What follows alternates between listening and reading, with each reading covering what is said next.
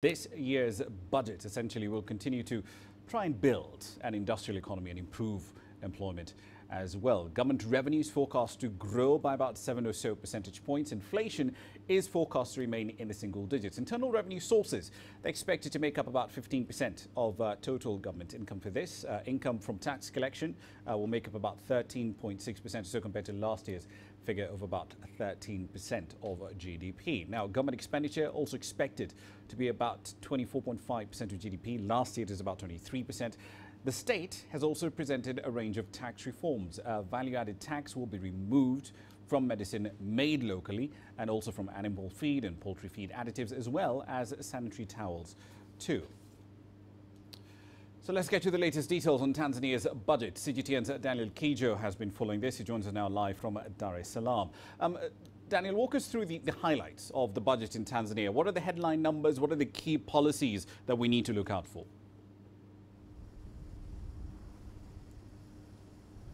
Hi, Rama. The Tanzanian budget is very similar to last year's budget. The government is clear that it continues its focus on building an industrial economy and changing the country. We see that key areas like the industry, infrastructural improvements in that sector are expected. There's improvements on roads in rural parts of the country.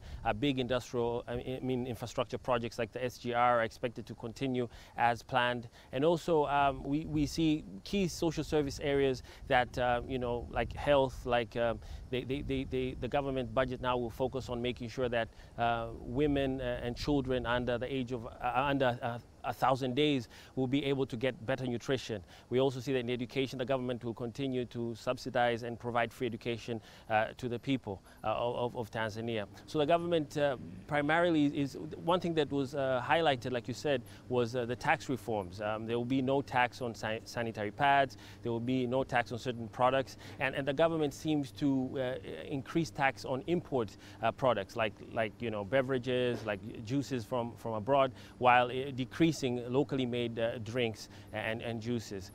The government is very clear that it's a time where the country would have to continue focusing on the little resources available on improving on strategic areas and improving these areas for future benefits. So in general, it's very similar to last year. Taxation reforms are areas that we've seen, and also there's certain policies that the government has put in place to increase income from tax. So this is primarily the highlights of the budget.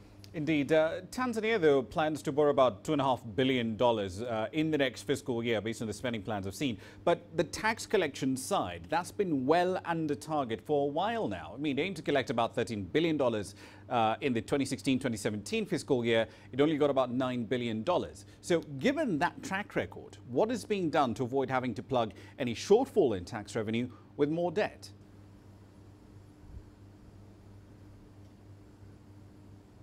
A very good question. The government is clearly sort of looking at a whole tax area, and they want to reform the sector by formalizing the informal part of the economy. People who initially are not part of the electronic tax or official tax payment systems. Secondly, they also want to improve the investment climate so that they can get more people investing, and by more people investing, this means more tax and more revenue. The government acknowledges the following from last year's budget: that there were multiple overlapping requirements imposed by different regulations and agencies. They also acknowledged there was high startup costs due to high taxation through highly bureaucratic channels, which also allowed loopholes for corruptions. They also want to address, they have something called a blueprint for regulatory reforms to improve business environment. This is a document that the government is very proud of.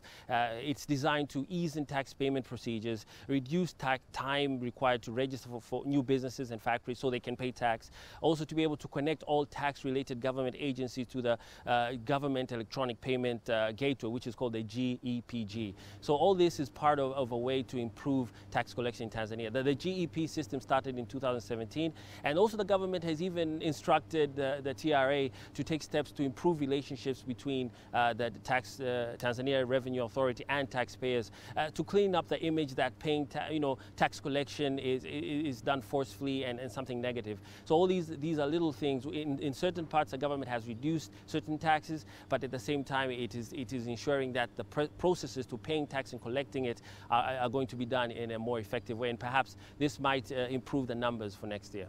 Indeed. For this coming year. Indeed. We'll leave it there for the time being. Thank you very much for the update. That's Daniel Kijo there live in Dar es Salaam, Tanzania, with a look at the country's budget for the 2018-2019 fiscal year.